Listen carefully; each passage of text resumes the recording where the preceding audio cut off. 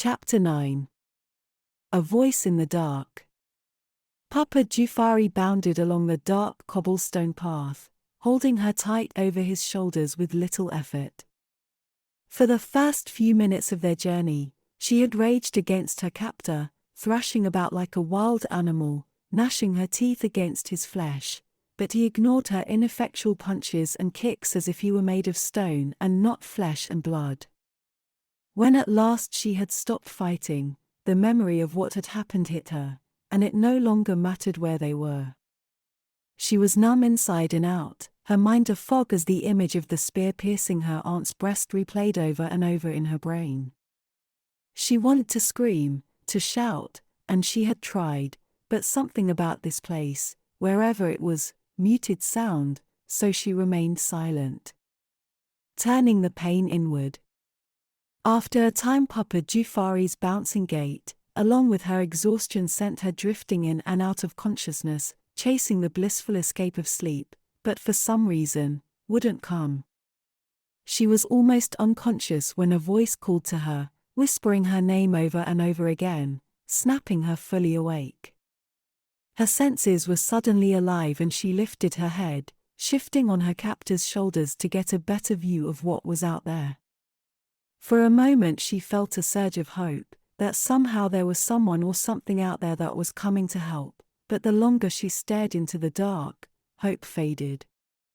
Staring hard, she quickly realized there was little to see but barren grey soil, which faded to an inky shadow not far beyond the cobblestone path they followed. "You hear them calling," said Papa Jufari matter-of-factly, the sound of his voice making her flinch. "Day is trying to trick you. If you go to them, go off the path, you'll lose your way, never to be seen again among the living." "Then why come here, and where are you taking me?" asked Vesper, craning her neck to catch his eye. From the view from his shoulders, Vesper spied that they were coming to a crossroads of some kind, the path in front of them splitting into a V. "I take you where I take you," said Jufari, stopping to inspect the path spread out before them. Shaking his head, he drew in a deep breath, sniffing at the air like a hound, all the while holding her over his shoulder like she weighed nothing. Snorting, he turned to look behind them and then forward again, his brow creased with worry while he mumbled in his guttural tongue under his breath. "What's wrong?" she asked, trying to follow his gaze, straining to see what had unnerved him. He gave her a milky-eyed glare, waving the bone dagger in front of them. "Something's following Papa Jufari. The air stinks something foul." Vesper wrinkled her nose, drawing in a lungful of the musty, stale air. It was odd. The air smelled of winter rain, cool and damp, but had just a hint of something foul, like meat that had been left out in the sun at the height of summer. "I don't smell anything," she said at last, not wanting to help him in the least. "Papa Jufari got the gift," he said, running a finger along the side of his nose. "I can sniff out the secrets of the universe. Nothing can hide from me, even here."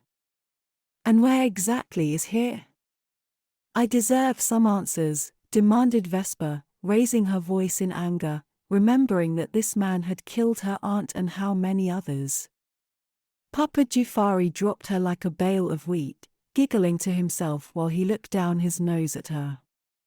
"I forget that you ows know nothing and less than nothing," he said, waving the feather-capped dagger over her head. "This place.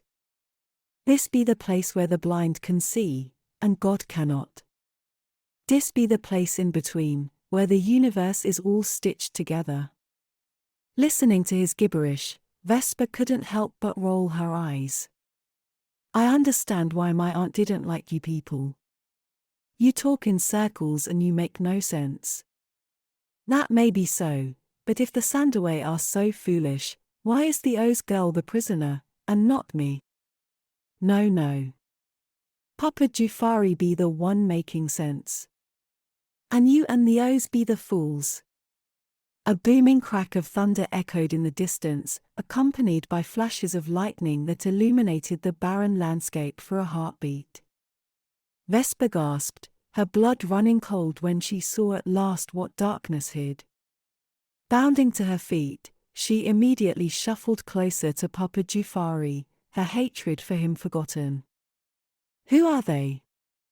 They can't be real. Can they?" she asked, sucking in a nervous breath in an attempt to calm her nerves. "There were more than I could count."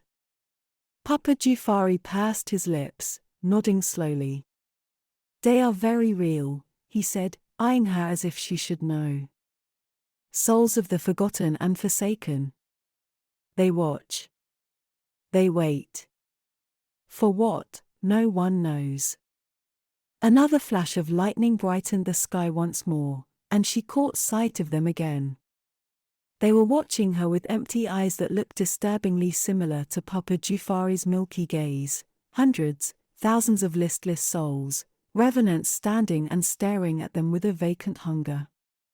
"What are they waiting for, and why do they know my name?" she asked, covering her ears to block out their whispers.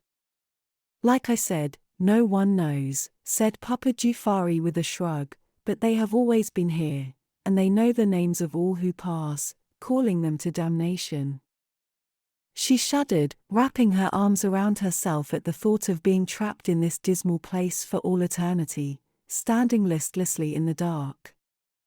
"Can we go? I'll stop fighting you. I just want to be gone from this place," she said in a low voice, pushing dark thoughts from her mind. "No, I must deal with what is following us," he said, pointing to a rock at the center of the crossroads. "You shall sit there and not move until I return."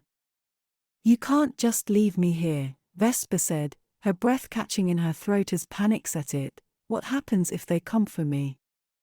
Vesper looked out at the barren fields, terrified at the thought of being alone in this dismal place, her breathing coming faster while fear gripped at her heart.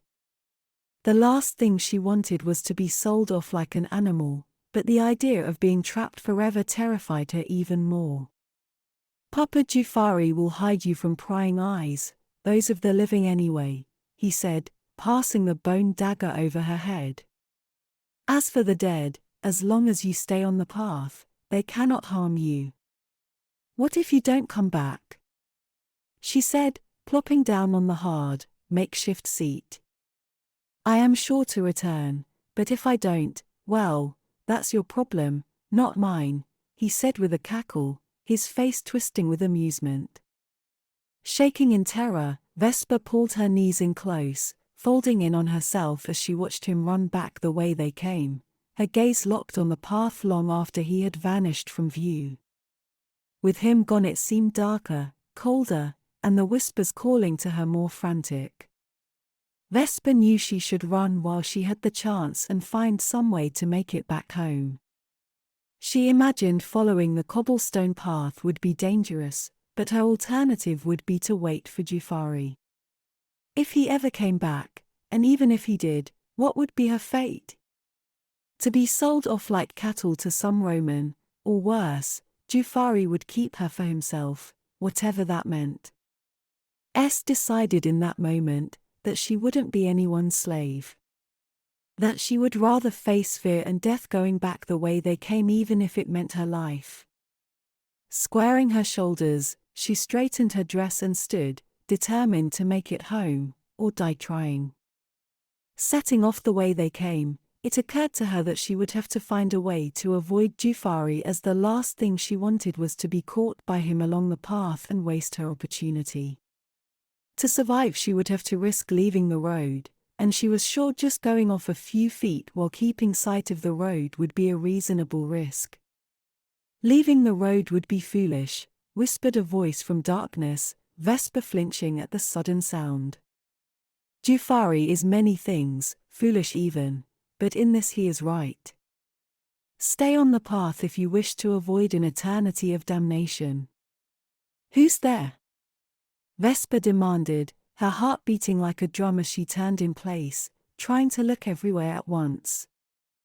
Scanning the darkness, she thought for a moment that her mind was playing tricks on her, that it was nothing more than distant thunder. Still, she waited for an answer, her shoulders hunched and stiff while she stood at alert, but there was nothing, no voice, no movement, and slowly the tension faded. The strain of it all left her weak, like she had spent all day working under the hot sun, and now, she wanted to go home more than ever. Her breathing had just returned to normal when the voice spoke again, louder and closer this time, coming from everywhere at once. "Don't you know me?" "I know you very well." Vesper. Cold beads of sweat formed on her temples and her mouth went dry. There was something about the voice, something familiar. She had heard it before but she couldn't place it. "Should I know you?" she asked, turning in place, licking her lips, a hollow void growing in the pit of her stomach. "Of course. I've been with you, always, from the moment you came into the world, to this very day." "I'm not a fool," shouted Vesper. "It's like Jufari said, you're just trying to trick me." "Just the opposite," said the voice, louder now, sounding more confident with each word. "I am here to offer you salvation, to save you."